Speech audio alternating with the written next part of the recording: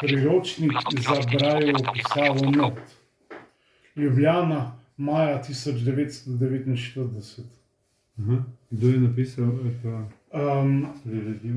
Se pravi, spodaj piše še Hajšek Jože. To je verjetno ta, ne, gospod Franci, ki je prepisal v Braille. Ja, to je ta napisal, zdaj kako ali po nareku ali kako, to ne vem. Skratka, on je to knjigo očitno uporabljal, to je napisal in izgleda, da je bilo to kar dragoceno, ker je lepo vezano v trde platnice. Je tiskano obojstransko? Ne, enostavno. Na tablico pisano. Tablico, ja. Na tablico. Zanimivo tega učbenika je tudi to, da je uporabljen še stari č, stara oblika č, ki se je potem po letu 50 začelo uporabljati kot x, za č smo pa začeli uporabljati prvo šesto piko. Tlele je pa x, to se pravi prva, tretja, četrta, šesta, ki se je nekako do leta 50 uporabljalo kot č.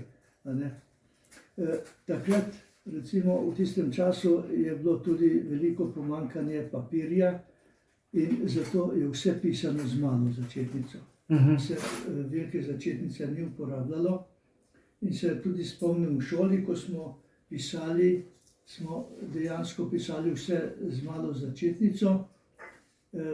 Kasneje, ko smo pa prišli na pisanje s pisalnim strojem, smo pa imeli težave, ker nismo znali, nismo vedeli uporabljati te velike začetnice.